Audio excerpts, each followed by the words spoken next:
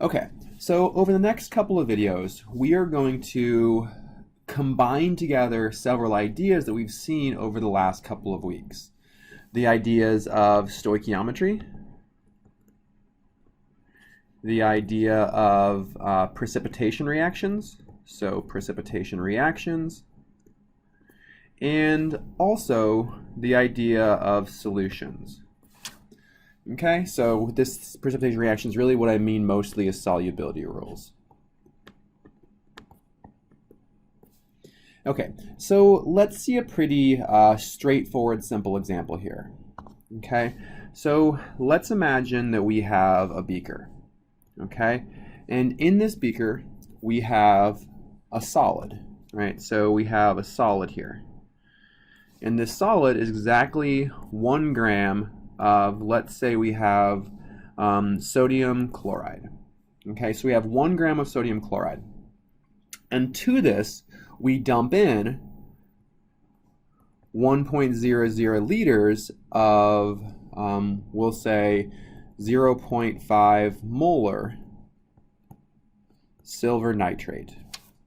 Okay, and what we want to determine is how much silver chloride solid will be formed. All right, so the way that we need to start this is first we need to write out a chemical reaction. So in this case, so the idea, right, so is that sodium chloride here, it's in the solid form to start with, but once we add water to it, it's going to dissolve. So sodium chloride, once we add water to it, becomes aqueous. And it's going to react with the silver nitrate, which starts off aqueous. And we're going to have a double displacement reaction that produces sodium nitrate. And hopefully you recognize sodium and nitrate as things that are always soluble. So this is going to be aqueous. And we're also going to produce some silver chloride, which based on our solubility rules is a solid. Okay, so this is the reaction that's going to be happening.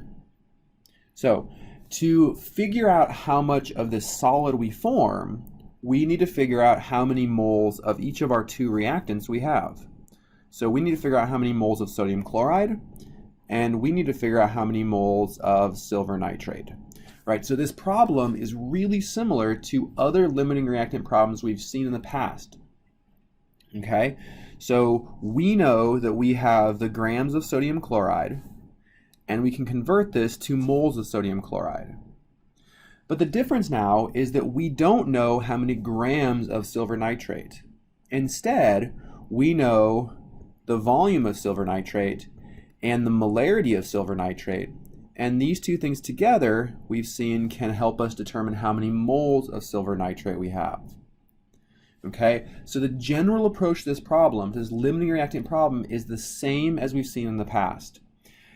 Okay, step number 1, always evaluate what you know and convert that to moles. Because if we're dealing with chemical reactions, we need to know how many moles of reactants we have.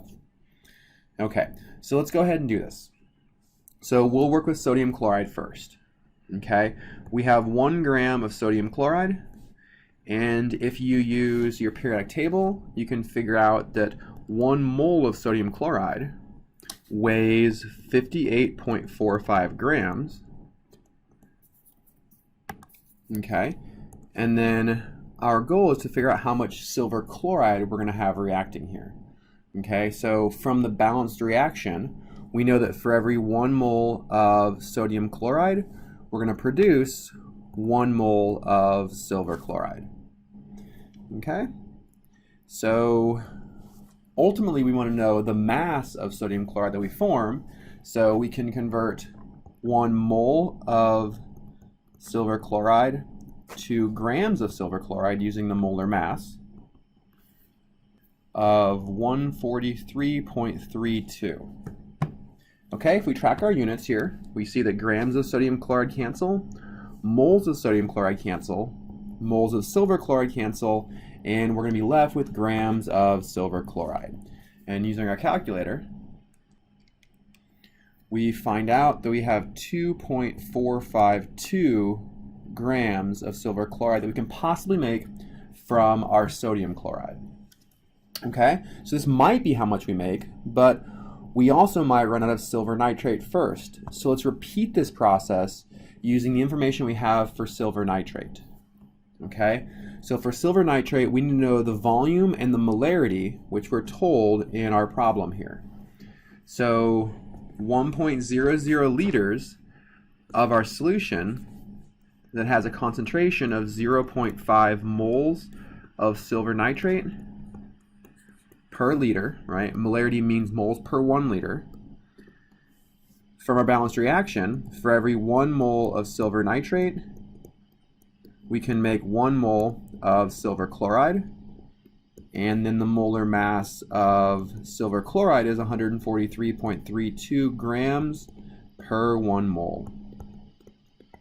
And once again, using our calculator,